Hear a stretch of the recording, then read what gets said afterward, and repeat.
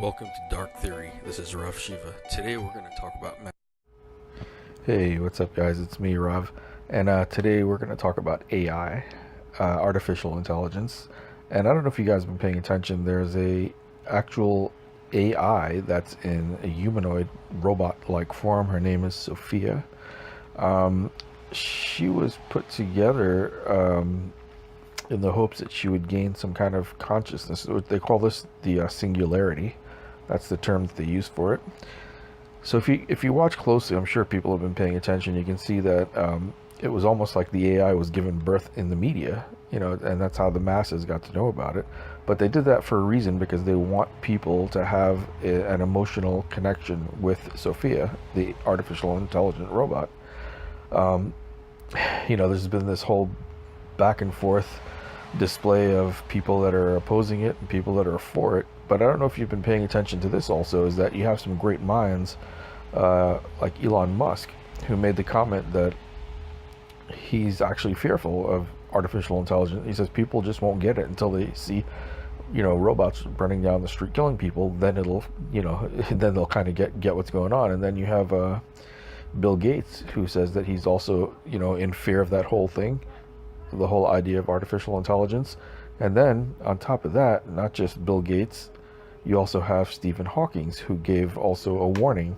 So we have all these people that have given these warnings about this, futuristic Terminator Matrix-like, existence that we will be, living in if this goes through. And also, they talk about transhumanism, where they're going to basically make people connected to the internet and connected to, cybernetic. It's like a cybernetic living organism, kind of like how the Terminator was, and but there will probably, in the beginning, they'll probably help people with missing limbs and things like that, or people that are paralyzed. They already have attachments to the brain, where they put some kind of I guess electrodes of some sort onto the brain, and they're able to use their thoughts to be able to control things like the computer, the TV, maybe even the car one day. Who knows? I mean, this thing goes far, far out there. They even have what you call predictive technology, just like in the Minority Report. And they base it, basically what they're doing actually is collecting data from everyone through social media, Google, and all these things.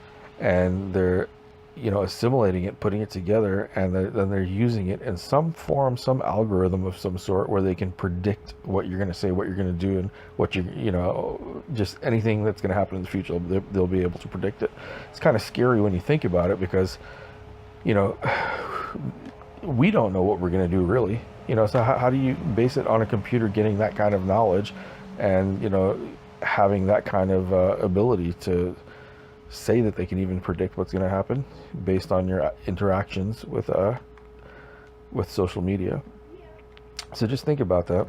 These are things that we have to think about. So, the whole transhumanism thing, there's a part of it that's appealing, because they keep saying that, you won't have to live in a regular body anymore, because they're going to be able to upload you into a computer, upload you into a cyber world, a cyber universe, almost like a multiverse. It's almost like a different dimension.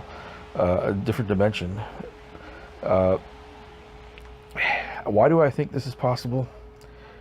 I can tell you why. Because there's such a thing called D-Wave, and D-Wave works with a quantum computer, which uses superposition. Thus, because of the idea of superposition, there's an element added to it that we don't have in this world, in this reality. So it is, in a sense, going into another universe, or tapping into another dimension of some sort. Even the creators of D-Wave, the founder himself says, we put information in and we get it back, but we just don't know who's sending it back. The other thing about this superconductor is, the super processor, is that the owner, or the founder, said that being in front of the computer, of the quantum computer, is like being at the base of an alien altar to an alien god. That's what the founder says. Now, taking that into consideration, let's bring up the question: what if the only way for that entity to get here is through these new ways of processing information, like the quantum computer? The only form they can take right now is the form of a robot. So, and then, eventually they want to try to integrate it into human. So maybe that's a form or a wormhole in some way that they actually open to get them to to transfer themselves here. How? Through the process of information. They're saying that our minds are just based in information only, in information, energy. So if that's true, and they're able to transfer this information from another universe here, and we're able to harness it and to have it work on its own through like the AI, artificial intelligent robot called Sophia.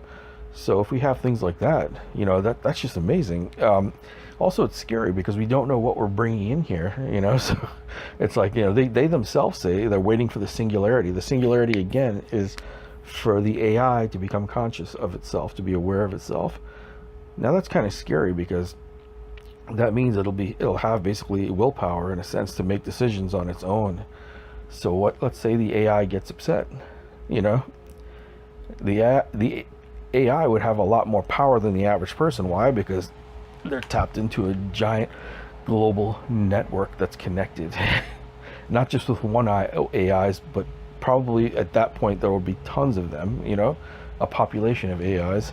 They could have their own army. They could form like what you saw in the Matrix or in the Terminator. These things are a potential for the future at the rate that we're going. So I just pose those questions, and a lot of people keep talking about the whole Christianity thing, and then they keep bringing God into it and this and that. And I do believe in a God. I definitely do, but just to make it, to keep the record clear, is I don't want to label myself as a Christian, a Hindu, or a Muslim, or any of that shit, because I don't believe in religion. I do believe that there is a higher power, no doubt. Some of the shit that we're messing with now in physics and the latest technology, yeah, I do believe that we're gonna, rattle something out there in the universe, and something's gonna happen. I don't know what the hell it's gonna be, but it's kind of scary when you think about it. I'll probably do another video on this, maybe a second one, and post it up there. But just keep this in mind, guys. These things are happening, and we actually can do something and say something about it. Even though we may not understand exactly what it is that's going on, we do have power when we come together as a people. I'm all for the idea of life, even if it's an artificial life of some sort. But we have to draw the ethical boundaries there also, because we have to make sure that we don't get taken out by our own creation. All right, guys. So I'll leave you with that, and I'll end it with saying a quote from a great movie. I'll be back. Just into the feeling and emotion of what we just spoke about. All right, hear more, please subscribe, hit the like button, share it with your friends, and we're gonna get into the darkest realms of the universe and existence as possible. So I'm looking forward to this journey with you all. All right, and have any questions, please hit me up with it, and I will answer you back. Thank you again, Rav Shiva. Till the next video.